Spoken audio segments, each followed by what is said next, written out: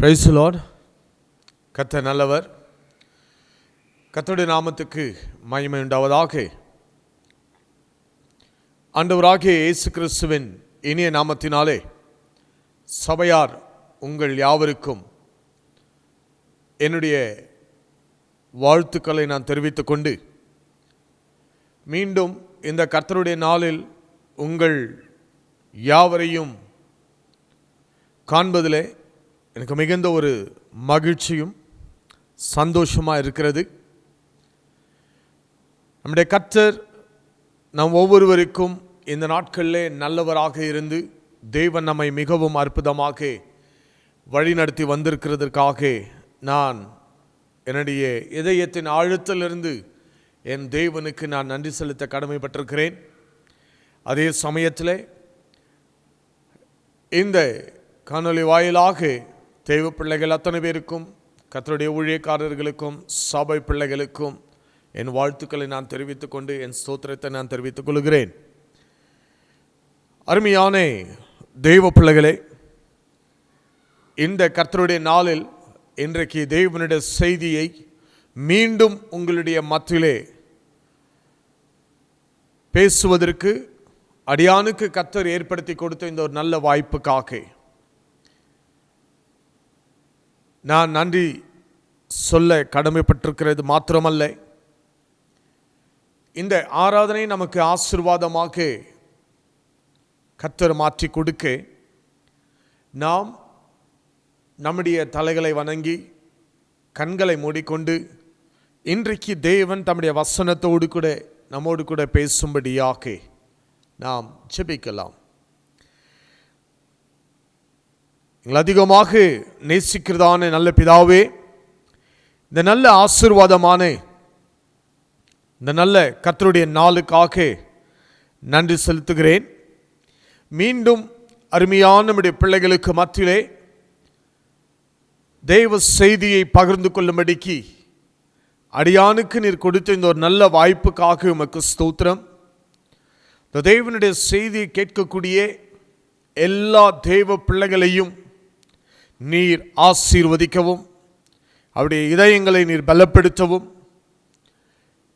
ஆண்டவரே கர்த்தாவே, உம்முடைய சமூகம் செய்தி கேட்கிற ஒவ்வொரு பிள்ளைகள் மேலும் இறங்குவதற்காக நான் ஜெபிக்கிறேன்.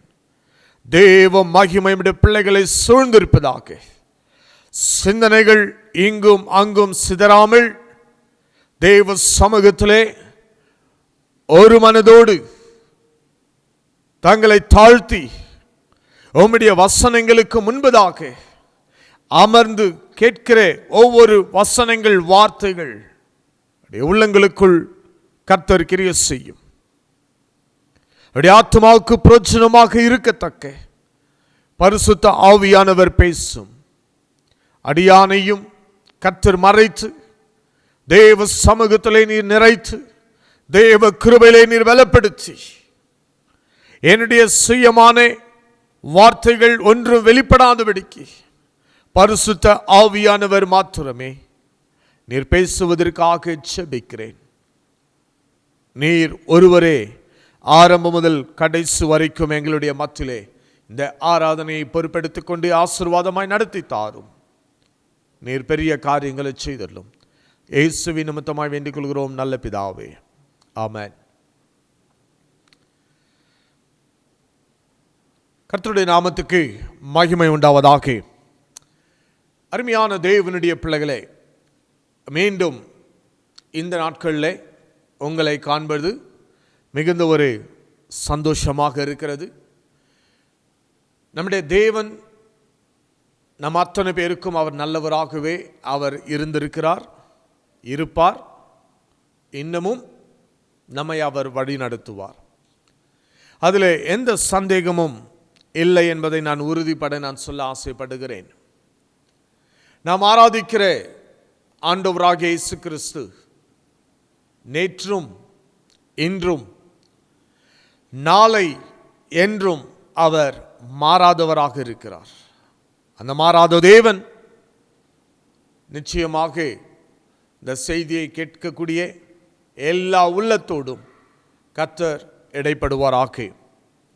அருமையான தேவனுடைய பிள்ளைகளே, இன்றைக்கு நாம் தியானிக்கக்கூடிய கர்த்தருடைய வார்த்தை என்ன என்று சொல்லி பார்த்தால், தேவன் கொடுத்த கர்த்தருடைய வார்த்தையை நான் உங்கள் மத்தியிலே பிரசங்கிக்க நான் ஆயத்தமாக இருக்கிறேன். இந்த வாரம் நாம் தேவ சமூகத்திலே காத்திருந்த பொழுது தேவன் கொடுத்த வார்த்தை உங்கள் மத்தியிலே நான் பகிர்ந்து கொள்ள இருக்கிறேன். வேதம் தெளிவாக சொல்லுகிறது, இந்த நாட்களிலே சபை ஆயத்தப்பட வேண்டும் என்று சொல்லி தேவன் விரும்புகிறார். இந்த நாட்களிலே சபையாகிய நீங்களும் நானும், சபை என்று சொன்னால் வெறும் இந்த 4 செவரில் கட்டப்பட்ட கட்டடம் அல்ல. நீங்களும் நானும் தான் அந்த ஒரு சபை. நம்முடைய இருதயமே தேவன் வாசம் செய்யக்கூடிய ஆலயமாக இருக்கிறது என்று வேதம் சொல்லுகிறது. அருமையான கர்த்தருடைய ஜனமே, ரட்சிக்கப்பட்ட ஒவ்வொரு தேவனுடைய பிள்ளைகள் இந்நாட்களில்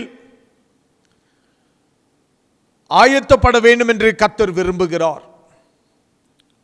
தேவ ஆவியானவர் சபைக்கு சொல்லும் பொழுது அடிக்கடி அவர் ஒரு வார்த்தை சொல்லுகிறார், காதுள்ளவன் கேட்க கடவன் என்று சொல்லி. காதுள்ள ஒவ்வொரு தேவனுடைய பிள்ளைகளும் உங்களுடைய செவிகளை நீங்கள் மந்தமாக வைக்காமல் உங்கள் செவிகளை நல்ல கேட்கத்தக்க உங்கள் செவிகளை நீங்கள் பரிசுத்தப்படுத்திக் கொள்ளுங்கள்.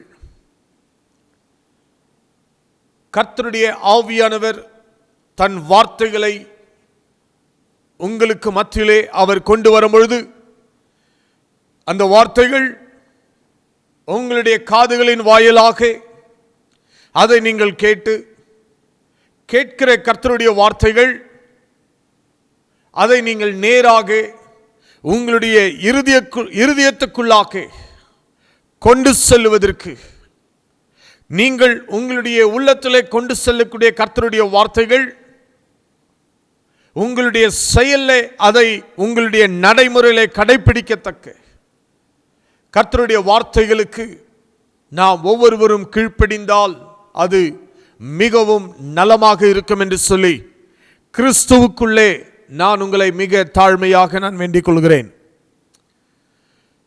அருமையான தேவனுடைய பிள்ளைகளே, சபை என்றால்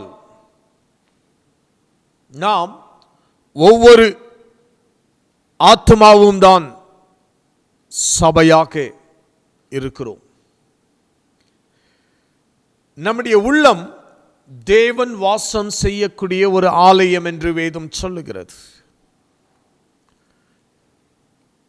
தியானத்துக்காக இன்றைக்கு நாம் பார்க்கக்கூடிய வசனம் என்ன என்று சொன்னால், 1 கொரிந்தியருக்கு எழுதின புத்தகத்திலே 3ஆம் அதிகாரம் வசனங்கள் 16, 17 ஆகிய வசனங்களை நாம் இப்பொழுது வாசிப்போம். நீங்கள் தேவனுடைய ஆலயமாய் இருக்கிறீர்கள் என்றும் தேவனுடைய ஆவி உங்களில் வாசமாய் இருக்கிறார் என்றும் அறியாதிருக்கிறீர்களா? ஒருவன் தேவனுடைய ஆலயத்தை கெடுத்தால் அவனை தேவன் கெடுப்பார். தேவனுடைய ஆலயம் பரிசுத்தமாக இருக்கிறது, நீங்களே அந்த ஆலயம் என்று கர்த்தருடைய வார்த்தை மிக தெளிவாக சொல்லுகிறது. கர்த்தருடைய பிள்ளைகளே, அப்படியானால் நீங்களே அந்த ஆலயம் என்று சொல்லும் பொழுது இது யாரை சொல்லுகிறது என்று சொன்னால், பிரசங்கிக்கிற என்னையும் பிரசங்கத்தை கேட்டுக்கொண்டிருக்கிற உங்களையும் இந்த வார்த்தை தெளிவாக சொல்லுகிறது, நீங்களும் நானும் தான் தேவனுடைய ஆலயமாக இருக்கிறோம் என்று சொல்லி.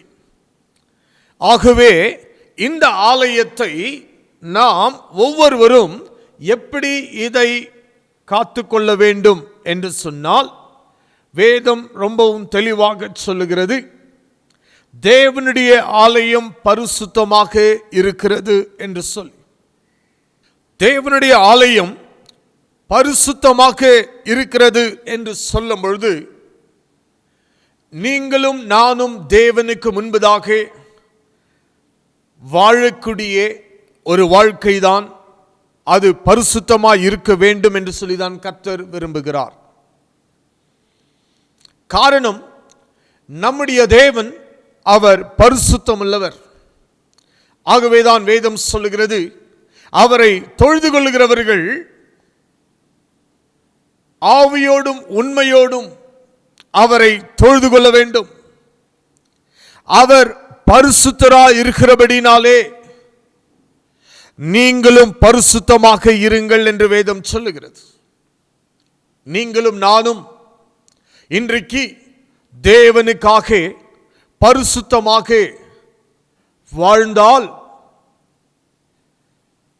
அவருடைய வருகை மிக மிக சமீபமாக இருக்கிறது. வருகை என்று சொன்னால் வெளிப்படையான வருகை குறித்து நான் சொல்லவில்லை. தேவனுடைய ரகசிய வருகை அதி சீக்கிரமாக நடக்க இருக்கிறது. ஆகவே தேவனுடைய ரகசிய வருகைக்கு சபை ஆயத்தப்பட வேண்டும் என்று தேவன் விரும்புகிறார். தேவ ஆவியானவர் தம்முடைய வசனத்தின் நிமித்தமாக ஒவ்வொருவருக்கும் எச்சரிப்பை அவர் விடுகிறார். பரிசுத்த ஆவியானவர் நாம் படித்ததானே இந்த வசனத்திலே சொல்லக்கூடிய காரியம் என்ன என்று பார்த்தால், நீங்கள் தேவனுடைய ஆலயமாய் இருக்கிறீர்கள் என்றும் தேவனுடைய ஆவி உங்களில் வாசமா இருக்கிறார் என்றும் அறிந்திருக்கிறீர்களா என்று ஒரு கேள்வி அந்த இடத்துல சொல்லப்பட்டிருக்கிறது. அதாவது, தேவனுடைய ஆவி உங்களில் வாசமா இருக்கிறார் என்று நீங்கள் அறிந்திருக்கிறீர்களா? அப்படி என்று சொன்னால், கர்த்தருடைய ஆவியானவர் நமக்குள்ளே அவர் வாசம் பண்ணுகிறார், வாசம் பண்ணி கொண்டிருக்கிறார். நம்மோடு கூட அவர் இடைப்படுகிறார், நம்மோடு கூட அவர் பேசுகிறார், நமக்கு ஆலோசனைகளை தருகிறார், நம்மை மிகவும் அற்புதமாக அவர் வழி நடத்துகிறார். எல்லா விதமான தீமைகளுக்கு நம்மை விலக்கி காப்பாற்றுகிறார், நம்மை எச்சரிக்கிறார். நம்முடைய தவறான பழக்க வழக்கங்கள் வழிகளை அவர் சுட்டி காட்டி அவைகளில் இருந்து நாம் விலகி வர வேண்டும் என்று ஆவியானவர் நமக்கு எச்சரிப்பை தருகிறவராக இருக்கிறார். அருமையான தேவ பிள்ளைகளே, அதோடு கூட மாத்திரமல்ல, அங்கு சொல்லப்பட்டிருக்கிறது, தேவனுடைய ஆலயத்தை கெடுத்தால் அவனை தேவன் கெடுப்பார் என்று சொல்லி. அதாவது, தேவனுடைய ஆலயத்தை யார் ஒருவன் கெடுக்கிறானோ அவனை, அப்படிப்பட்டவர்களை, அந்த மாதிரியான ஒரு கூட்டத்தை கர்த்தர் அழிப்பார் என்று ரொம்பவும் தெளிவாக இந்த வசனத்தின் வாயிலாக சொல்லுகிறார். அப்படி என்று சொன்னால், தேவனுடைய ஆலயத்தை ஒருவரும் கெடுக்கக்கூடாது. அப்படி கெடுத்தால் தேவன் அவர்களை கெடுப்பார். அவர்கள் இருக்கிற இடம் தெரியாமலே அவர்கள் அழிந்து போவார்கள். அருமையான தேவனுடைய பிள்ளைகளே, அப்படி என்று சொன்னால், இன்றைக்கு தேவனுடைய ஆலயத்துக்கு விரோதமாக யாரெல்லாம் செயல்படுகிறார்களோ அத்தனை பேரும் அழிக்கப்படுவார்கள். யாரெல்லாம் அழிக்கப்படுவார்கள்? கர்த்தருடைய வார்த்தை சொல்லுகிறது, ஒருவன் தேவனுடைய ஆலயத்தை கெடுத்தால் தேவன் அவனை கெடுப்பார் என்று சொல்லி. அதாவது யாரெல்லாம் தேவனுடைய ஆலயத்தை கெடுக்க வேண்டும் என்று திட்டம் போடுகிறார்களோ, சூழ்ச்சிகளை உருவாக்குகிறார்களோ, சமயத்தையும் சந்தர்ப்பத்தையும் பயன்படுத்தி கொண்டு கர்த்தருடைய ஆலயத்தை கெடுக்க வேண்டும், அழிக்க வேண்டும், கொலை செய்ய வேண்டும், நயவஞ்சகமாக தவறான வழிகளிலே நடத்த வேண்டும் என்று சொல்லி ஆலோசிக்கிறார்களோ அத்தனை பேருக்கும் தேவன் விரோதமாக இருப்பார். அப்படியானால் எவன் கெடுத்தாலும் தேவன் அவனை கெடுப்பார். அது யாராயிருந்தாலும் சரி.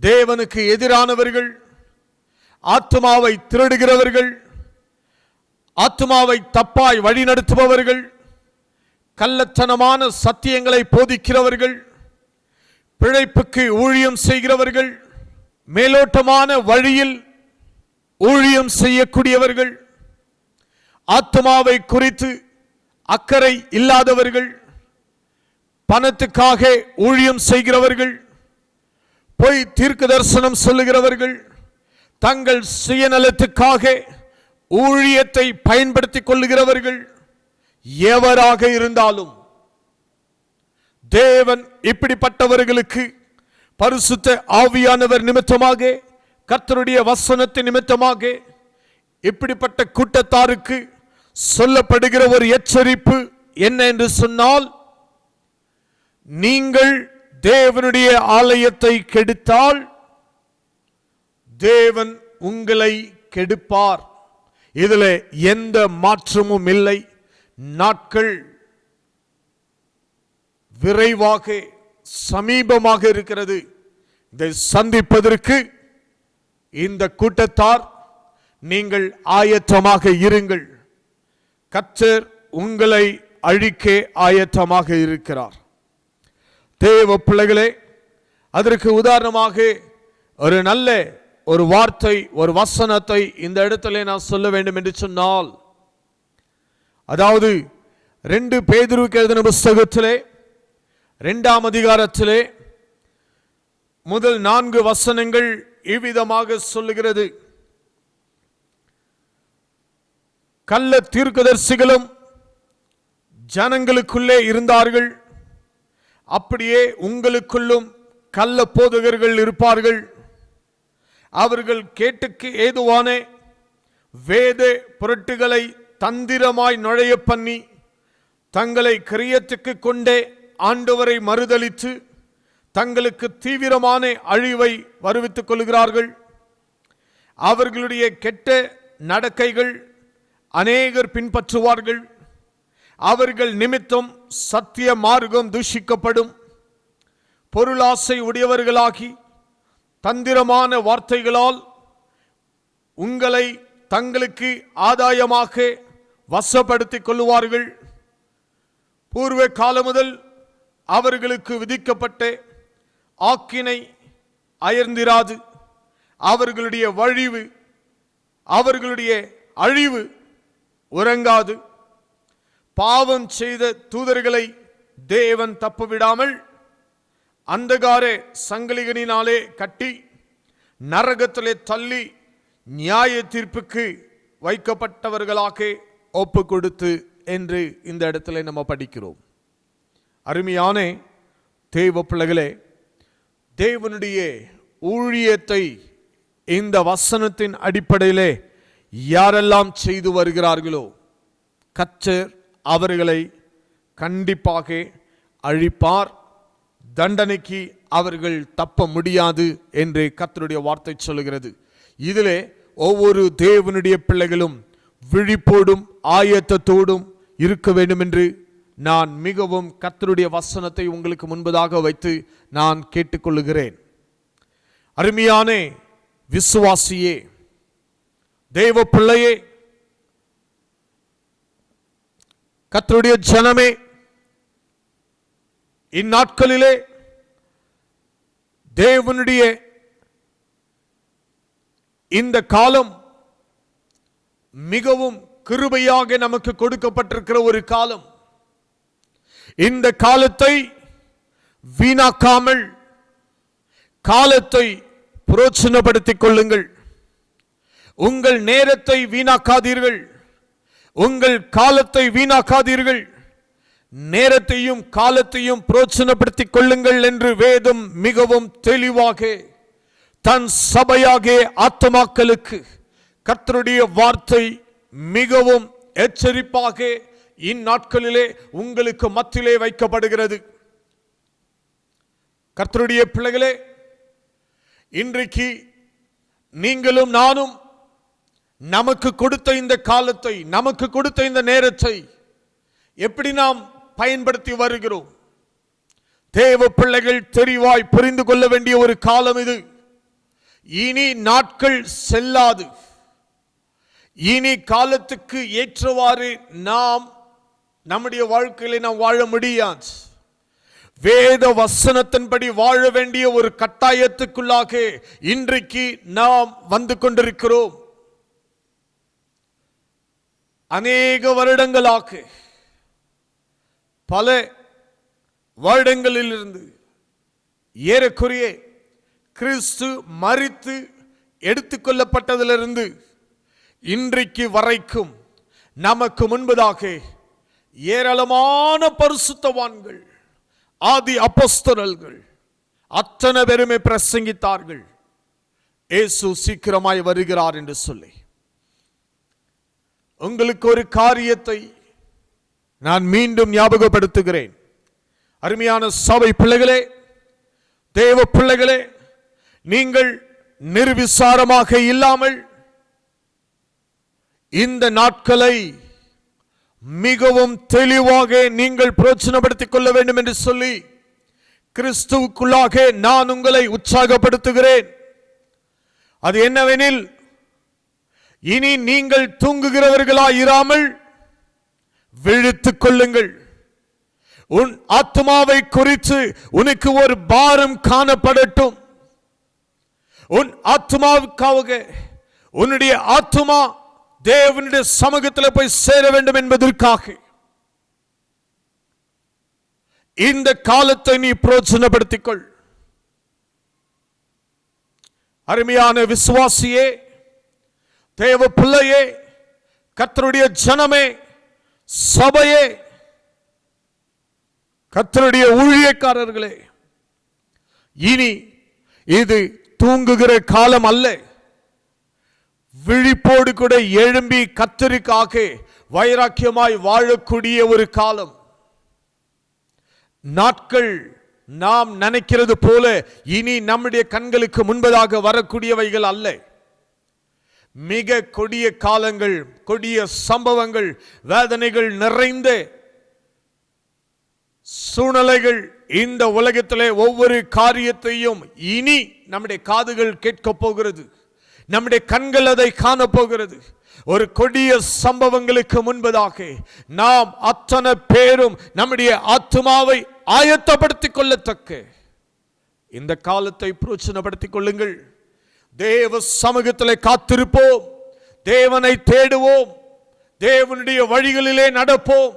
கர்த்தருடைய சபைக்கு நாம் நமக்கு கிடைத்த இந்த நேரங்களிலே சபைக்கு உண்மையாயிருப்போம், தேவனுக்கு உண்மையாயிருப்போம், வைராக்கியமாய் கர்த்தருக்கு நாம் ஊழியம் செய்வோமாக.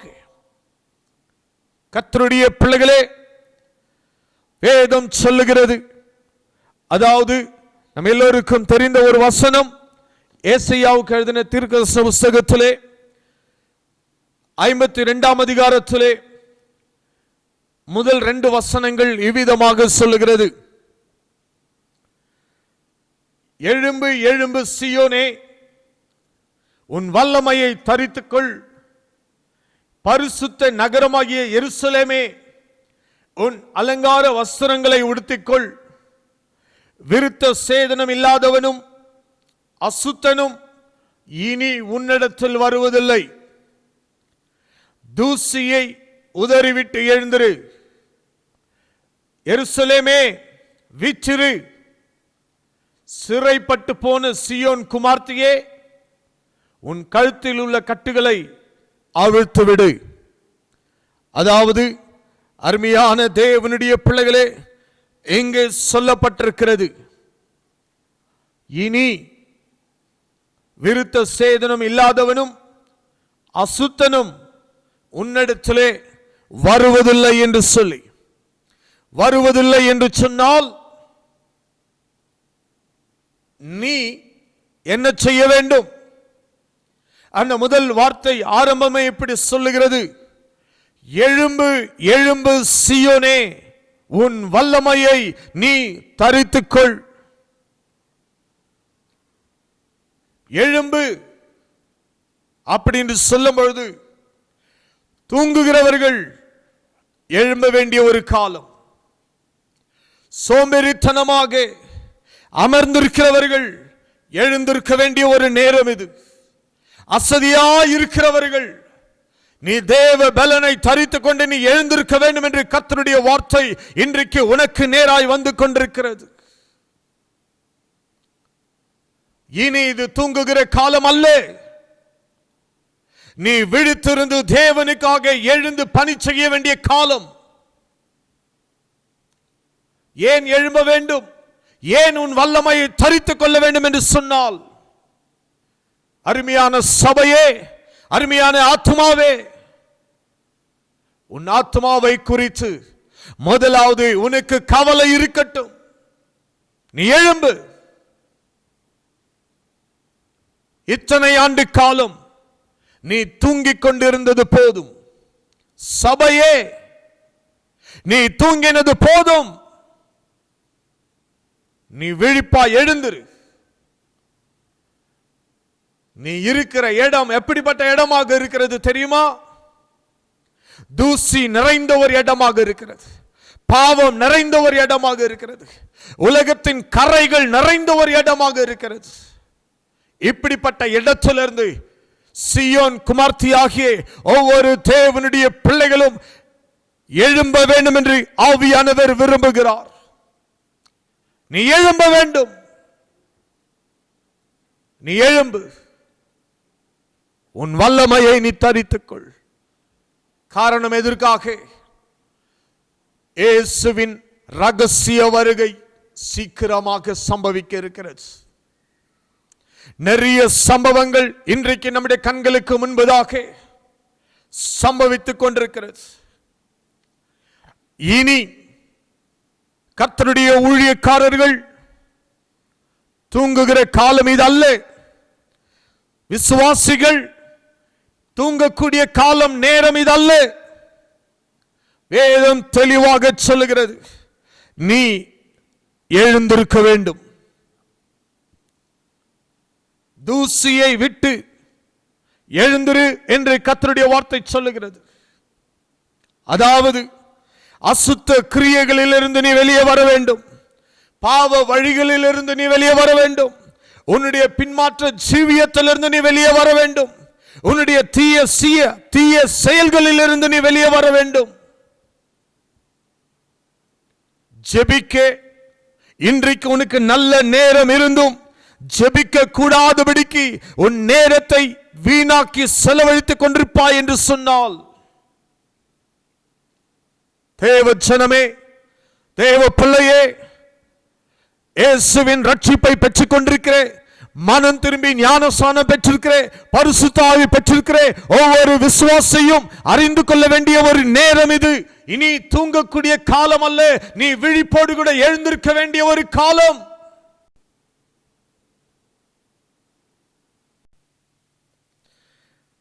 அருமையான தேவனுடைய பிள்ளையே, தேவன்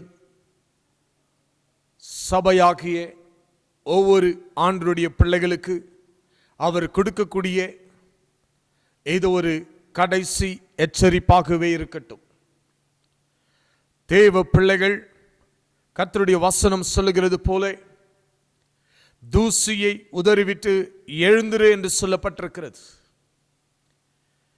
இந்த செய்தியின் வாயிலாக கர்த்தருடைய வசனத்தை முன்னிட்டு யாரெல்லாம் ரட்சிக்கப்பட்டு ஞான ஸ்நானம் பெற்றிருக்கிறீர்களோ, எத்தனை பேர் தேவனுடைய சமூகத்தை விட்டு உலகத்தோடு கூட சேர்ந்து வாழ்ந்து கொண்டிருக்கிறீர்களோ, அப்படிப்பட்டவர்களுக்கு இது ஒரு கடைசி எச்சரிப்பாக தேவன் உங்களுக்கு கொடுக்கிற ஒரு வார்த்தை.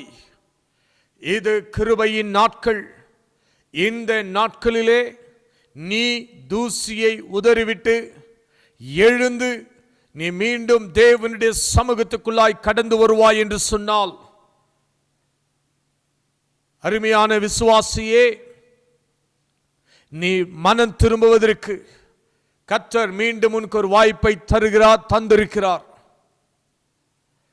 சபை எடுத்துக்கொள்ளக்கூடிய ஒரு காலத்தை நோக்கி பயணித்துக் கொண்டிருக்கிறது. தேவனுடைய ரகசிய வருகை ஒருவரும் அறிய முடியாது. அவருடைய வருகைக்கு முன்பதாக நடக்க வேண்டிய சம்பவங்கள் அத்தனையும் நடந்து கொண்டிருக்கிறது. சொல்லப்பட்டிருக்கிற தீர்க்க தரிசனங்கள் நிறைவேறிக் கொண்டிருக்கிறது. யாருக்கு தெரியும்? ஞாபகத்தில் வைத்துக் கொள்ளுங்கள். ஒருவேளை இந்த கொரோனா வைரஸ் என்பது ஒரு முதல் செயலாக காணப்படும் இந்த உலகத்தின் மாற்றங்களுக்கு ஒரு மிகப்பெரிய ஒரு திருப்பு முனை உண்டாக்கப்படுவதற்கு இந்த கொரோனா வைரஸ் ஒரு காரணமாக காணப்பட போகிறது. வைரஸ் இந்த வார்த்தைகளை கேட்டு அநேகர் பயந்து பயந்து நடுங்கி கொண்டு வாழ்ந்து கொண்டிருக்கிற ஒரு காலம் இது. இந்த நேரத்திலே ரட்சிக்கப்பட்ட ஒவ்வொரு தேவனுடைய பிள்ளையும் சபையும் ஊழியக்காரர்களும் தேவனை நோக்கி அவருடைய ரகசிய வருகைக்கு ஆயத்தப்பட வேண்டிய ஒரு காலகட்டத்தில் தான் இன்றைக்கு நாம் வாழ்ந்து கொண்டிருக்கிறோம். வேதம் மிக தெளிவாக சொல்லுகிறது, சீயோன் குமார்த்தியே, நீ எழுந்திரு. நீ உட்கார்ந்து கொண்டிருக்கக்கூடிய காலம் இது அல்ல. நீ எழும்ப வேண்டும் என்று தூசியை உதறி தட்டி எழுந்திரு. மேலே நீ உன் பின்மாற்ற வாழ்க்கையிலிருந்து எழும்பி வா. உன்னுடைய ஜெப குறைவிலிருந்து நீ வெளியே வா. உன்னுடைய தீய பழக்க வழக்கத்திலிருந்து நீ வெளியே வர வேண்டும். உன் நிமித்தம் தேவனுடைய நாமம் தூஷிக்கப்படாதபடிக்கு எச்சரிக்கையாயிரு. உன் நிமித்தம் சபை கரைப்படாதபடிக்கு எச்சரிக்கையாயிரு. தேவனை நோக்கி தேவ சமூகத்திலே வரக்கூடிய ஒவ்வொரு தேவனுடைய பிள்ளைகள் இந்நாட்களிலே உங்களுக்காக தேவனுடைய வசனங்களை பிரசங்கித்து வருகிற ஒவ்வொரு ஊழியக்காரருடைய வார்த்தைகளுக்கு நீங்கள் கீழ்ப்படிய கற்றுக்கொள்ளுங்கள். மனம் திரும்ப கற்றுக்கொள்ளுங்கள். உலகத்தை வெறுத்து நீ ஆண்டவருக்காய் வாழ கற்றுக்கொள். இனி காலம் செல்லாது. இனி காலம் செல்லாது. தேவ பிள்ளைகளே, இன்றைக்கு அநேகருடைய உள்ளத்தில் எழும்புகிற ஒரு காரியம், ஒரு கேள்வி. ஒருவேளை இந்த கொரோனா வைரஸ் நிமித்தமாக கிறிஸ்தவர்கள் நிறைய பேர் பாதிப்புக்குள்ளாக வந்திருக்க மாட்டார்கள். நிறைய பேர் இந்த கொரோனா வைரஸ் நிமித்தமாக கிறிஸ்தவர்கள் மரிக்கவில்லை என்று சொல்லி தவறான ஒரு யோசனையில் இருக்காதீர்கள். மரணம் யாருக்கு எப்பொழுது வேண்டுமானாலும் வரும். அதை குறித்து பேசுவோ இந்த இடத்திலே நான் வரவில்லை. அது என்னுடைய வார்த்தையும் அல்ல.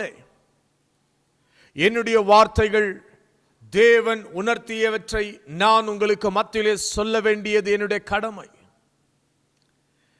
கொரோனாவிலே மக்கள் மரிக்கிறார்களோ இல்லையோ அது வேற ஒரு விஷயம்.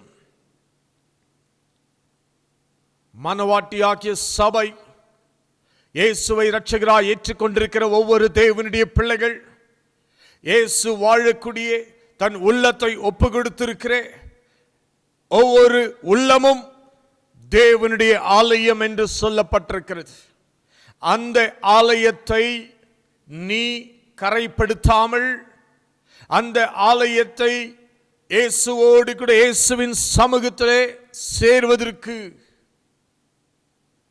உன்னை நீ ஆயத்தப்படுத்திக் கொள். விசுவாசியே, தேவப்பிள்ளையே, சபையே,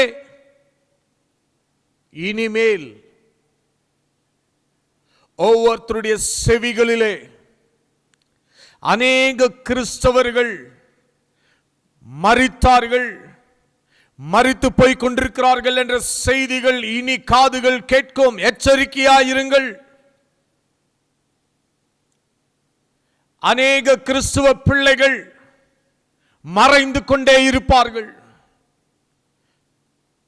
அப்படியானால் பயங்கரமான பாடுகளுக்கும் வேதனைகளுக்கும் முன்பதாகவே தேவன் அவர்களை எடுத்துக்கொள்ள போகிறார். இந்த கொடிய காலத்திலே வாழக்கூடிய ஒவ்வொரு கிறிஸ்தவர்களும் உன் மன போன போக்கிலே நீ போகாதபடிக்கு உன் உள்ளத்தை தேவன் பக்கமாய் திருப்புவாய் என்று சொன்னால் உனக்கு அது மிகவும் பிரயோஜனமாக இருக்கும். இந்த ஒரு வார்த்தைகள் உங்களை பயமுறுத்தவோ, உங்கள் மேல் கட்டாயமாக இந்த வசனங்களை திணிக்கவோ எங்களுடைய வேலை அல்ல. இது தேவனுடைய எச்சரிப்பு. இந்த காலத்தை நீ வீணாக்கினால் இனி இந்த காலத்தை நீ காண மாட்டாய். இந்த நாட்களை இனி உன் வாழ்க்கையில நீ காண முடியாது என்பதை நீ குறித்துக்கொள். ரட்சிக்கப்பட்ட ஒவ்வொரு தேவனுடைய பிள்ளைகள் தேவனுடைய ரகசிய வருகைக்கு ஆயத்தப்பட வேண்டும் என்று தேவ ஆவியானவர் விரும்புகிறார். ஆகவேதான் இந்த வார்த்தைகள் சபைகளுக்கு மத்தியிலே சொல்ல வேண்டும் என்று சொல்லி ஆவியானவர் கொடுத்த ஒரு எச்சரிப்பை ஊழியக்காரனாக இன்றைக்கு சபை ஒவ்வொரு தேவனுடைய பிள்ளைகளுக்கும் இந்த ஒரு வார்த்தையை நான் பிரசங்கிக்க ஆண்டவர் எனக்கு கிருபை பாராட்டி இருக்கிறார். தேவ பிள்ளைகளே, இனி அநேக கிறிஸ்தவர்கள் மறையக்கூடிய செய்தி ஒவ்வொருத்தருடைய காதுகள் கேட்கும். அதை கேட்டு யாரும் அதிர்ச்சி அடைய அவசியமில்லை. அவர்கள் தேவன் உடைய சமூகத்திலே பயங்கரமான இந்த பாடுகளுக்கும் வேதனைகளுக்கும் கொள்ளை நோய்களுக்கும் இனி இந்த உலகத்திலே சம்பவிக்க போகிற உருவாக்கக்கூடிய நிறைய விஷயங்கள் மக்களை வேதனைப்படுத்தக்கூடியதாக இருக்கும். அந்த வேதனைகளுக்கு முன்பதாக ஆயத்தமாக இருக்கிற தம்முடைய பிள்ளைகளை கர்த்தர் எடுத்துக்கொள்வார். தேவ பிள்ளையே, இந்த வார்த்தையை பார்த்து கொண்டிருக்கிற கேட்டுக்கொண்டிருக்கிற அருமையான தேவ பிள்ளையே, உன் நிலைமை என்ன என்று இன்றைக்கே நீ யோசித்து பார். உன் ஆத்மாவை குறித்து ஒரு கலக்கம், ஒரு பாரம், ஒரு வேதனை உண்டாகட்டும். வேதம் சொல்லுகிறது, எபிரேயர் எழுதின புஸ்தகத்திலே 13ஆம் அதிகாரத்திலே 17வது வசனத்திலே இவ்விதமாக எழுதப்பட்டிருக்கிறது, உங்களை நடத்துகிறவர்கள் உங்கள் ஆத்துமாக்களுக்காக உத்தரவாதம் பண்ணுகிறவர்களாய் விழித்திருக்கிறவர்களானபடியால் அவர்கள் துக்கத்தோடே அல்ல சந்தோஷத்தோடே அதை செய்யும்படி அவர்களுக்கு கீழ்ப்படிந்து அடங்குங்கள். அவர்கள் துக்கத்தோடே அப்படி செய்தால் அது உங்களுக்கு பிரயோஜனமாய் இருக்க மாட்டாதே. தெய்வ பிள்ளைகளே, அவனுடைய வார்த்தை இந்த இடத்துல சொல்லுகிறது, உங்களை நடத்துகிறவர்களுக்கு, உங்களுடைய ஆவிக்குரிய தகப்பனன் சொல்லுகிற போதகர்களுக்கு, அவர்தான் உங்களை நடத்துகிறவர். அவருக்கு ஒவ்வொரு விசுவாசியும் கீழ்ப்படிந்து நடக்க வேண்டும் என்று வேதம் எச்சரிக்கிறது. காரணம் என்ன தெரியுங்களா? ஒவ்வொரு சபை போதகரும் ஒவ்வொரு ஆத்மாவை குறித்து தேவனிடத்திலே உத்தரவாதம் கொடுக்கக்கூடிய இடத்திலே இருக்கிறார்கள். அப்படியானால் மனம் திரும்பி ஞான ஸ்நானம் பெற்ற ஒவ்வொரு விசுவாசியும், நீ இன்றைக்கு எந்த இடத்திலே இருக்கிறாய், எந்த இடத்திலே ஊரை சுற்றி கொண்டிருக்கிறாய், எந்த பகுதிகளுக்கு ஓடிக்கொண்டிருக்கிறாய், நீ யாரை நோக்கி ஓடிக்கொண்டிருக்கிறாய், எந்த சபை நோக்கி ஓடிக்கொண்டிருக்கிறாய் என்று சொல்லி சற்று திரும்பி பார்க்க வேண்டும் என்று தேவ ஆவியானவர் உனக்கு ஒரு கடைசி எச்சரிப்பாக உனக்கு உரைக்கிறார். இன்றைக்கு அநேகர் சபைகளிலிருந்து விலகி ஓடி போய் கொண்டிருக்கிறார்கள். எப்படிப்பட்ட இடங்களுக்கு? ஆடம்பரமான சபைகள், பெரிய சபைகள், மாயமான சபைகள். இன்றைக்கு பல சபைகளிலே நடனங்களும் டான்ஸுகளும் வேடிக்கைகளுமாக சபைகள் மாற்றப்பட்டிருக்கிறது. அதற்கு அநேக போதகர்கள் கூட உடந்தையாக செயல்படுகிறார்கள். சபை எதை நோக்கி பயணித்துக் கொண்டிருக்கிறது என்பது தெரியாமலே இன்றைக்கு விசுவாசிகள் அப்படிப்பட்ட சபைகளிலே வாழ்ந்து கொண்டிருக்கிறார்கள். அப்படிப்பட்ட சபை போதகர்களுடைய வார்த்தைகளுக்கு கீழ்ப்படிந்து அவர்கள் வாழ்க்கையை, அவர்களுடைய ஆத்மாவை அர்ப்பணித்து நஷ்டத்துக்கு நேராக அவர்கள் பயணிக்கிறார்கள் என்பதையும் அவர்கள் அறியாதபடிக்கு வாழ்ந்து கொண்டிருக்கிறார்கள். அருமையான விசுவாசியே, சபை சபையாய் தாவி ஓடிக்கொண்டிருக்கிற விசுவாசியே, உன்னுடைய நிலைமை மிகவும் மிகவும் பரிதாபமான ஒரு நிலைமையாக இருக்க போகிறது. உன் ஆத்மாவை குறித்து தேவ சமூகத்திலே யார் உத்தரவாதத்தை கொடுப்பார்கள் என்பதை முதலாவது நீ அறிந்திருக்க வேண்டும். எந்த போதகர் வந்து உன்னை குறித்து உத்தரவாதம் ஆண்டவராகிய இயேசு கிறிஸ்துவினிடத்தில் கொடுப்பார் என்பதை நீ அறிந்திருக்க வேண்டும். மாயமான சபைகளுக்கு ஓடுகிறவர்கள், வேஷமாக வாழ்கிற கிறிஸ்தவர்கள்,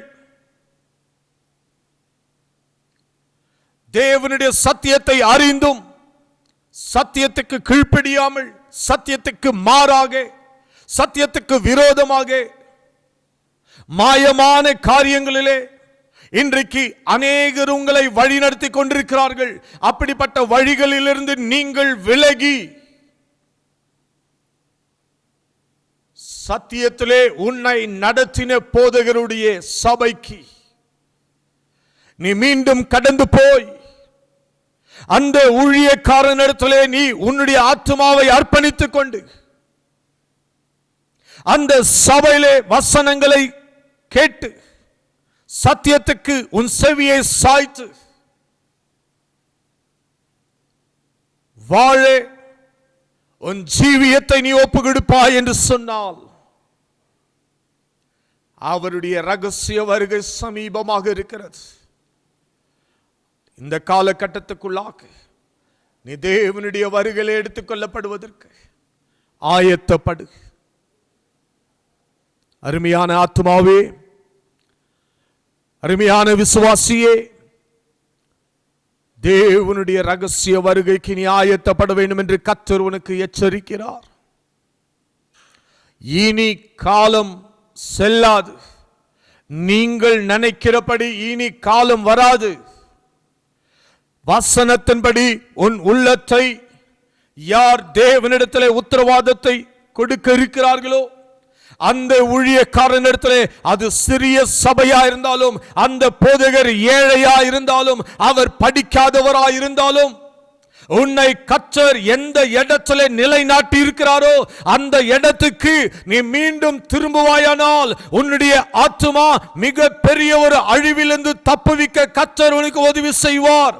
இல்லையெனில் உன்னுடைய ஆத்துமா நரகத்தை நோக்கி நஷ்டப்படும் என்பதில் சந்தேகம் கிடையாது என்று சொல்லி கர்த்தருடைய வசனத்தை முன்னிட்டு உனக்கு உறுதிப்பட நான் சொல்லுகிறேன். கர்த்தருடைய வார்த்தையை உதாசீனப்படுத்த வேண்டாம். இது வழக்கம் போல் எல்லோரும் சொல்லுகிறபடிதான் இவரும் பிரசங்கித்து வருகிறார் என்று நீ எடுத்துக்கொள்வாய் என்று சொன்னால் உன்னுடைய நிலைமை மிகவும் கோரமாக இருக்கும், கொடூரமாக இருக்கும். உன்னுடைய முடிவு வேதனை. ஐயோ,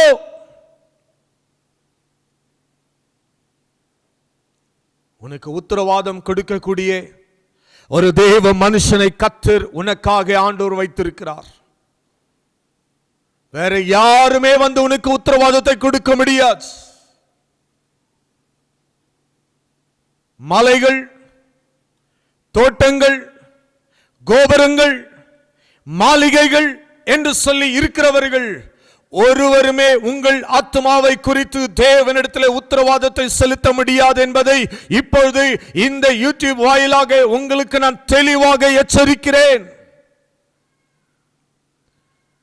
சபை போதகர் மாத்திரம்தான் உன் ஆத்மாவை தேவனுடைய சமூகத்திலே கொண்டு போய் அவருடைய சமூகத்திலே உத்தரவாதத்தை கொடுக்க முடியும் என்பதை நீ புரிந்து கொள். இந்த வார்த்தையை கேட்டுக்கொண்டிருக்கிறவர்கள் யாராயிருந்தாலும் வசனத்தின்படி வாழ உங்களை நீங்கள் அர்ப்பணித்து தேவ சமூகத்திலே நீ திருந்துவா என்று சொன்னால் ஆண்டவருடைய சமூகத்திலே நீ முழங்கால் இட்டு இங்கும் அங்கும் பல இடங்களிலே ஓடினாய், உன் ஆத்மாவை நீ நஷ்டப்படுத்தினாய், பல கூட்டங்களுக்கு ஓடினாய், பல இடங்களிலே நீ ஓடி போய் பல ஊழியங்களிலே நீ பங்கெடுத்துக் கொண்டு எனக்கு இவர்தான் பிரச்சனமாயிருப்பார், இவர் எனக்கு உத்தரவாதம் கொடுப்பார். இல்லை, கர்த்தர் உன்னை எந்த தோட்டத்திலே நிலைநாட்டி இருக்கிறார், எந்த சபையிலே நிலைநாட்டி இருக்கிறார், எந்த சபையிலே நீ ஞானஸ்நானம் பெற்றாயோ, எந்த சபையிலே எந்த ஒரு ஆவிக்குரிய ஊழியக்காரர் உனக்காக பொறுப்பெடுத்துக் கொள்கிறாரோ, உண்மையாக அவருக்கு செவி சாய்த்து வருகைக்கு நீங்கள் ஆயத்தப்பட வேண்டும் என்று மிக தாழ்மையாக அருமையான தெய்வ ஜனமே, சபை பிள்ளைகளே, மிக தாழ்மையாய் நான் உங்களிடத்தில் கேட்டுக்கொள்கிறேன். நீங்கள் தேவனுக்கு கீழ்ப்படியுங்கள். இனி இது தூங்குகிற காலம் அல்ல, விழிப்பாக இருக்கக்கூடிய ஒரு காலம். யோசித்து பாருங்க, நாம் என்ன மாதிரி காலத்தில் இப்பொழுது நாம் இருக்கிறோம். கொரோனா வைரஸ் நிமித்தமாக ஏறக்குறைய 60 நாட்கள் கடந்து வந்துட்டோம். சபைகள் இன்னும் திறக்கப்படவில்லை. ஒருவேளை அடுத்த வாரம் ஜூன் மாதத்திலிருந்து கர்த்தருக்கு சித்தமானால் சபைகள் திறக்கப்பட வாய்ப்பு கர்த்தர் ஏற்படுத்தி கொடுத்தால், விசுவாசிகளே, தேவ பிள்ளைகளே, கர்த்தருடைய வசனத்தின்படி சபைகளுக்குள்ளாக கடந்து போய் கர்த்தரை ஆராதிக்க கற்றுக்கொள்ளுங்கள். உங்கள் சபைக்கு போங்கள். உங்களுடைய ஊழியக்காரனுடைய சமூகத்திலே உங்கள் ஆத்மாவுக்கு உத்தரவாதம் கொடுக்கிற அந்த ஊழியக்காரருடைய சத்தியத்தை போதிக்கும் பொழுது அந்த போதனைகளுக்கு உங்களுடைய உள்ளத்தை ஒப்புக்கொடுங்கள். ஆண்டவர் தாமே உங்களை ஆசீர்வதிப்பாராக. அதோடு கூட மாத்திரமில்லை, அருமையான தேவனுடைய பிள்ளைகளே, அடுத்து இந்த கொரோனா வைரஸின் முடியல, அதற்கு முன்பதாக நம்முடைய தேசத்திலே எங்கு பார்த்தாலும் வெட்டுக்கிளிகள் உடைய செயல்கள் வட மாநிலங்களிலிருந்து இப்பொழுது தென் திசைக்கும் நோக்கி வந்து கொண்டிருக்கிறது. யோசித்து பாருங்க. இதை ஒரு உதாரணமாக நான் எடுத்துக்கொள்ளுகிறேன். இந்த வெட்டுக்கிளிகள் ஒவ்வொரு பயிர்களையும் அழித்து நாசப்படுத்தி வந்து கொண்டிருக்கிறது. ஒவ்வொரு விவசாயியும் தன்னுடைய நிலத்தில் இருக்கிற பயிர்களை காப்பாற்றிக் கொள்வதற்காக அந்த வெட்டுக்கிளியிலிருந்து எப்படி என் நிலத்திலே என் பயிர்களை நான் காப்பாற்ற வேண்டும் என்று சொல்லி இரவும் பகலும் அந்த விவசாயி விழித்திருக்கிறானோ, அதே போலதான் ஒவ்வொரு கர்த்தருடைய ஊழியக்காரரும், ரட்சிக்கப்பட்ட ஒவ்வொரு தேவனுடைய பிள்ளைகளும் இந்த நாட்களிலே விழிப்பாய் இருக்கிறது நல்லது. விழிப்பாய் இருந்தால் தேவனுடைய ரகசிய வருகை எப்பொழுது வரும் என்பது தெரியாது. அவருடைய ரகசிய வருகைக்கு சபையே, ஆத்மாவே, விசுவாசியே, நீ ஆயத்தப்பட வேண்டும் என்று சொல்லி மிக தாழ்மையாக இந்த வசனங்களை முன்னிட்டு நான் கேட்டுக்கொள்ளுகிறேன். என் செய்தியை முடிக்கிறதுக்கு முன்பதாக இன்னும் ஒரு வசனங்களை நான் படிக்க ஆசைப்படுகிறேன். அதுவும் என்ன என்று சொன்னால், நீங்கள் எடுத்து படித்து பாருங்க. அதாவது 1 பேதுருக்கு எழுதின புஸ்தகத்திலே 4ஆம் அதிகாரம் கடைசி வசனம் இவ்விதமாக சொல்லுகிறது: ஆகையால் தேவனுடைய சித்தத்தின்படி பாடு அனுபவிக்கிறவர்கள் நன்மை செய்கிறவர்களாய் தங்கள் ஆத்துமாக்களை உண்மையுள்ள சிருஷ்டி கர்த்தராகிய அவருக்கு ஒப்பு கொடுக்க கடவர்கள். தேவ பிள்ளையே, உண்மையான நம்முடைய விலையேற பெற்ற நம்முடைய ஆத்துமாவை நாம் ஆண்டவருடைய சமூகத்தில் ஒப்பு கொடுக்க கடமைப்பட்டிருக்கிறோம்.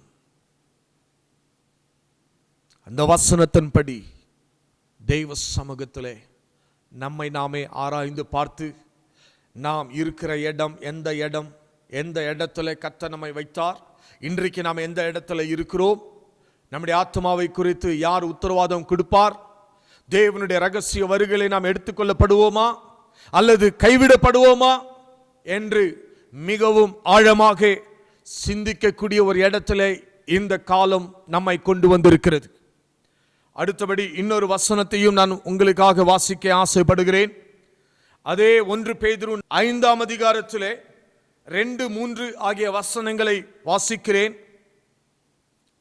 உங்களிடத்தில் உள்ள தேவனுடைய மந்தையை நீங்கள் மேய்த்து கட்டாயமாயும் அல்ல, மனப்பூர்வமாயும் அவலட்சணமான ஆதாயத்துக்காக அல்ல, உற்சாக மனதோடும் சுதந்திரத்தை இருமாப்பாய் ஆளுகிறவர்களாக அல்ல, மந்தைக்கு மாதிரிகளாகவும் கண்காணிப்பு செய்யுங்கள் என்று இந்த வசனத்திலே சொல்லப்பட்டிருக்கிறது. அதாவது தேவனுடைய மந்தையை மிகவும் மனப்பூர்வமாக,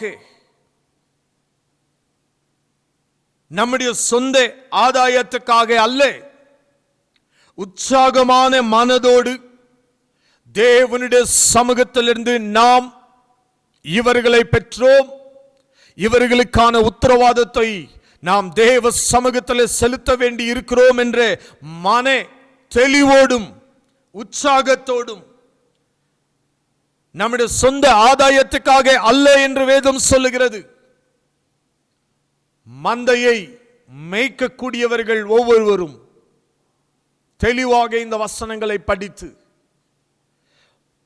நம்முடைய கரத்திலே தேவன் கொடுத்திருக்கிற ஆடுகளை ஜாக்கிரதையாக வழிநடத்தி, அவர்களுக்கு ஆலோசனை சொல்லி, சத்தியத்திலே நடத்தி, சபை சத்தியத்துக்குள் கட்டுப்பட்டு இருக்கும் பொழுது தேவனுடைய ரகசிய வருகை இருக்குமானால், அது எந்த நேரமாக இருந்தாலும் ஜாமக்காரன் விழித்திருக்கிறது போல ஒவ்வொரு ஊழியக்காரனும் ஒவ்வொரு சபை பிள்ளைகளும் விழித்திருந்து அவருடைய வருகைக்கு நாம் ஆயத்தப்படுவோம். தேவ பிள்ளைகளே, மந்தைக்கு மாதிரியாக மிகவும் கண்காணிப்பு ஒவ்வொரு ஆத்மாவின் மேலும் சபையின் ஊழியக்காரருக்கு அவசியம் என்று வேதம் சொல்லுகிறது. விசுவாசியே, உன்னை நடத்துகிற போதகருக்கு நீ கீழ்ப்படிந்திரு. இந்த வார்த்தைகளை நான் ஏன் உங்களுடைய மத்தியிலே சொல்லுகிறேன் என்று சொன்னால், இத்தனை ஆண்டுகள் யார் உனக்கு உத்தரவாதம் கொடுப்பார் என்று கூட யோசிக்காமல், தெரியாமல், சிந்திக்காமலே நீ பல இடங்களுக்கு ஓடிக்கொண்டிருந்தாய். எந்தெந்த சபைகளுக்கு, ஆடம்பரமான சபைகளுக்கு, பெரிய சபைகளுக்கு அவர்கள் யாரும் உனக்காக உத்தரவாதத்தை கொடுக்க மாட்டார்கள் என்பதை நீ தெளிவாய் புரிந்து கொள். எந்த சபை ஆவிக்குரிய சபையா இருக்கிறதோ, ஆவிக்குரிய சத்தியங்களை உனக்கு போதிக்கிறதோ, அந்த இடத்திலே உனக்கான உத்தரவாதம் இருக்கும். அந்த இடத்திலே நீ உண்மையாய் கீழ்ப்படிந்திரு. உன் ஆத்மாவை அந்த போதகர் அவருடைய கர்த்தர் அவருக்கு கொடுத்த ஞானத்தின்படி, விவேகத்தின்படி, அழைப்பின்படி உன்னை தேவனுடைய ராஜ்யத்திலே கொண்டு போய் சேர்க்கவும், தேவனுடைய சமூகத்திலே உனக்கான உத்தரவாதத்தை கொடுக்கவும் அப்படிப்பட்ட போதகர்கள் இந்த பூமியிலே இருக்கிறார்கள். நல்ல ஆவிக்குரிய சபையில் இருக்கிறார்கள். சபைகள் பல இருக்கிறது. எல்லா சபையும் உனக்காய் உத்தரவாதம் கொடுக்காது. எல்லா ஊழியக்காரரும் உனக்காய் உத்தரவாதம் கொடுக்க முடியாது. அதை நீ தெளிவாய் புரிந்து கொண்டு விழிப்பாயிரு, எச்சரிக்கையாயிரு. உன்னுடைய ஆத்மாவை நீ நஷ்டப்படுத்தாதே. விசுவாசியே, எச்சரிக்கையாயிரு. சபையே, எச்சரிக்கையாயிரு. சபையே, விழிப்பாயிரு. மணவாளன் வரப்போகிறார். இயேசு சீக்கிரம் வரப்போகிறார். அவர் வருகை சமீபமாக இருக்கிறது. அவருடைய வருகைக்கு நீ ஆயத்தப்படு. ஆயத்தப்படு. சபைக்குள் நிலைத்திருங்கள். சபையை தாண்டி வேற எந்த இடத்துல நீங்கள் போய் நிலைத்திருந்தாலும் நீ ஏமாற்றப்படுவாய், நீ கைவிடப்படுவாய், நீ துக்கப்படுவாய். உன்னுடைய நிலைமை மிகவும் பரிதாபமாக இருக்கும் என்பதை நீ புரிந்து கொள். அந்த வசனத்தை நம்ம மீண்டும் வாசிக்க, ஒருவன் தேவனுடைய ஆலயத்தை கெடுத்தால் அவனை தேவன் கெடுப்பார். யாரெல்லாம் ஒரு ஆத்மாவை கெடுக்க வேண்டும் என்று, திசை திருப்ப வேண்டும் என்று, தவறான வழியிலே அவர்களை நடத்த வேண்டும் என்று, உங்களுடைய ஆதாயத்துக்காக, உங்களுடைய பிழைப்புக்காக ஒரு ஆத்மாவை நீ தவறாய் வழிநடத்தினால், அப்படிப்பட்டவர்களுக்கு இது ஒரு எச்சரிப்பு. கர்த்தர் உங்களை அழித்து போடுவார். மந்தையிலிருந்து ஆடுகளை திருடாதிருப்பீர்களாக. தேவன் கொடுத்த ஊழியத்திலே நாம் உண்மையாயிருப்போம். கர்த்தருடைய ராஜ்யத்தை கட்டுவோம். அவருடைய வருகைக்கு சபையை ஆயத்தப்படுத்துவோம். இது கடைசி காலம். கர்த்தர் கொடுத்த வார்த்தையை இன்றைக்கு சபைக்கு மத்தியிலே பேச தேவன் எனக்கு உதவி செய்தார். சபைக்கு மத்தியிலே கர்த்தருடைய வார்த்தையை நான் வைத்திருக்கிறேன். அருமையான தேவ பிள்ளைகளே, ஒருவேளை நான் பிரசங்கித்ததானே இந்த கர்த்தருடைய வசனங்கள் கேட்டு உங்களுடைய உள்ளங்களுக்கு அது கொஞ்சம் கடினமாக இருந்தாலும், ஒருவேளை அது நிமித்தமாக உங்களுக்கு அது காயப்பட்டிருந்தாலும், நான் ஒன்றும் செய்ய முடியாது. கர்த்தர் அதை பார்த்துக் கொள்வார். ஆனால் ஒவ்வொரு தேவ பிள்ளைகளுக்கும் மிக தாழ்மையாக என் செய்தியை நான் முடிக்கிறதுக்கு முன்பதாக உங்களுக்கு நான் சொல்லக்கூடிய ஒரு காரியம், இது தேவன் சபைக்கு கொடுத்த ஒரு எச்சரிப்பு. காலம் கடைசி காலம். தேவனுடைய ரகசிய வருகை சீக்கிரமாக வெளிப்பட இருக்கிறது. சபை ஆயத்தப்பட வேண்டும் என்று கர்த்தர் விரும்புகிறார். சபை விழிப்படைய வேண்டும் என்று கர்த்தர் விரும்புகிறார். ஆகவே நீங்கள் தேவனுடைய சபைக்கும் சத்தியத்துக்கும் போதகருக்கும் கட்டுப்பட்டு கீழ்ப்படிந்து நீங்கள் நடக்கும் பொழுது உங்களுடைய ஆத்மாவுக்கான உத்தரவாதத்தை தேவன் உங்களுக்கு கொடுத்த ஒரு மேய்ப்பன் தேவனுடைய வருகையிலே உத்தரவாதத்தை கொடுக்க அவர் ஆயத்தமாக இருப்பார். வேற எவரும் வேற ஒருவரும் உங்களுக்கான உத்தரவாதத்தை கொடுக்க மாட்டார்கள் என்பதை நீங்கள் தெளிவாய் புரிந்து கொள்ள வேண்டும். ஆகவே கர்த்தர் தாமே இந்த வசனங்களை ஆசீர்வதிக்கட்டும். சபை பிள்ளைகள், நீங்கள் மனம் திரும்பி, விசுவாசியே நீ மனம் திரும்பு, சபையே மனம் திரும்பு, அவருடைய வருகைக்கு நீ ஆயத்தப்படு. கர்த்தருடைய சமூகம், அவருடைய வருகை சமீபமாக இருக்கிறது. இதற்கு நாம் அத்தனை பேரும் தேவனுக்கு முன்பதாக காத்திருக்க வேண்டிய ஒரு காலம், உழைக்க வேண்டிய ஒரு காலம். இனி உலகத்துக்கு பின்னாடி ஓட வேண்டிய காலம் இது அல்ல. நம்முடைய ஆத்மாவை குறித்து நாம் மிகவும் கவலைப்பட வேண்டிய ஒரு இடத்துல இன்றைக்கு நாம் இருக்கிறோம். எந்த நேரத்தில் வேண்டுமானாலும் மரணம் நம்மை சந்திக்கும். அந்த மரணத்தை சந்தோஷமாக எதிர்கொள்வதற்கு, தேவனுடைய ரகசிய வருகையை எடுத்துக்கொள்வதற்கு ஆயத்தப்பட வேண்டும். மிக தாழ்மையாக சொல்லுகிறேன், அன்பாக சொல்லுகிறேன், கர்த்தருடைய தேவச்சனமே, இத்தனை நாட்கள் வருடங்கள் உலகத்துக்கும் உலகத்துக்காக ஓடினதும், உலக சபைகளை, மாயமான சபைகளுக்கு பின்னாடி ஓடினது போதும். சத்தியத்துக்கு கீழ்ப்படிந்து உங்களுடைய சபைகளுக்கு அடங்கி உங்களுடைய மேய்ப்பனுடைய வார்த்தைகளுக்கு கட்டுப்பட்டு நடுங்கள். கர்த்தர் உங்களை ஆசீர்வதிப்பாராக. ஜெபிக்கலாம். நல்ல பிதாவே, இந்த மகிமையான இந்த நல்ல நேரத்திற்காக உமக்கு ஸ்தோத்திரம். இந்த கர்த்தருடைய நாளில் உம்முடைய வார்த்தைகளை சபைக்கு மத்தியிலே சொல்லத்தக்க நீர் பாராட்டிய உம்முடைய அன்புக்காக நன்றி செலுத்துகிறேன். ஒருவன் தேவனுடைய ஆலயத்தை கெடுத்தால் அவனை தேவன் கெடுப்பார் என்றே ஒரு வார்த்தை.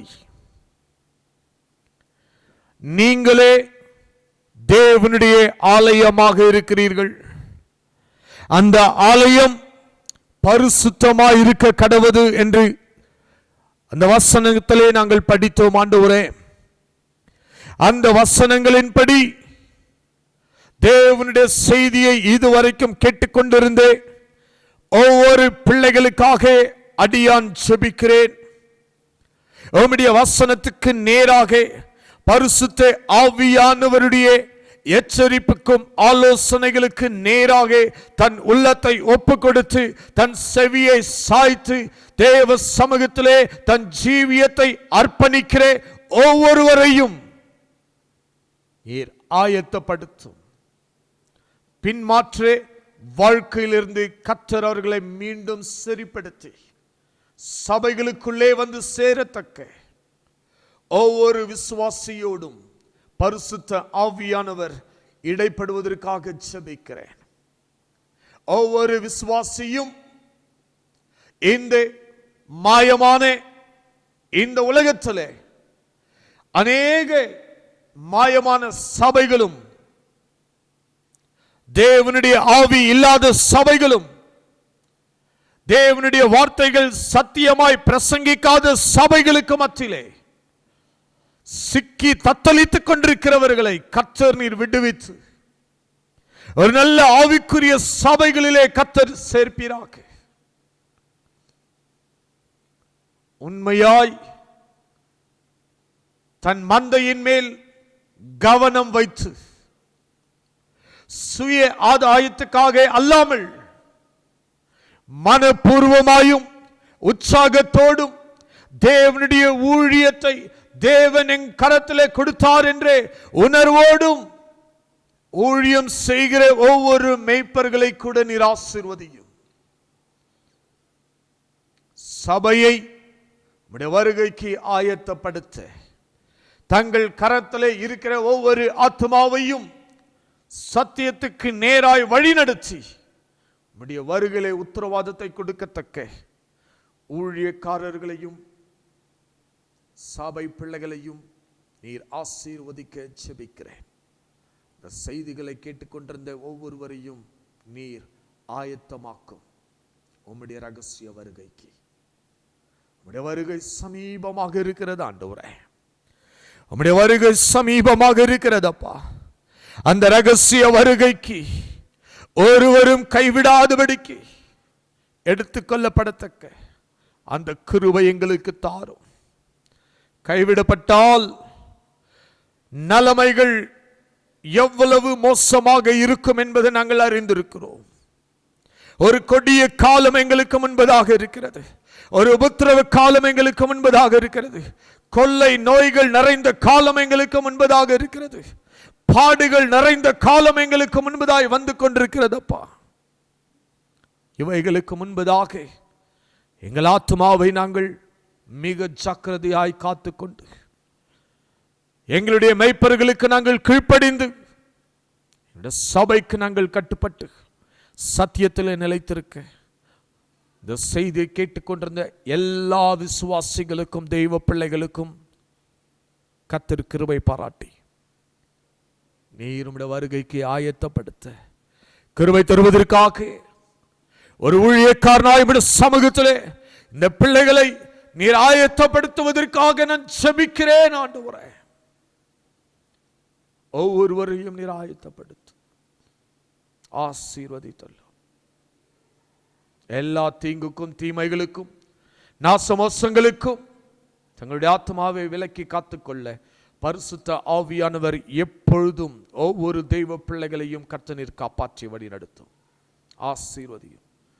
இயேசுவின் நிமித்தமாக வேண்டிக் கொள்கிறோம் நல்ல பிதாவே, ஆமென்.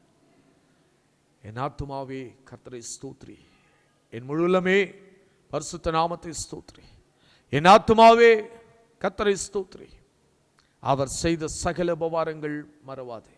ஆமென். நம்முடைய கர்த்தராகிய இயேசு கிறிஸ்துவினுடைய கிருபையும் பிதாவாகிய தேவனுடைய அன்பும் பரிசுத்த ஆவியானவருடைய அன்யோன்ய ஐக்கியமும் இன்றும் என்றும் நம் அனைவரோடும் சகல பரிசுத்தவான்களோடும் தெய்வ கிருபை சதா காலமும் தங்கியிருப்பதாக. ஆமென், ஆமென். தேவன் உங்கள் யாவரையும் ஆசீர்வதிப்பாராக. ஆமென். ஸ்தோத்திரம்.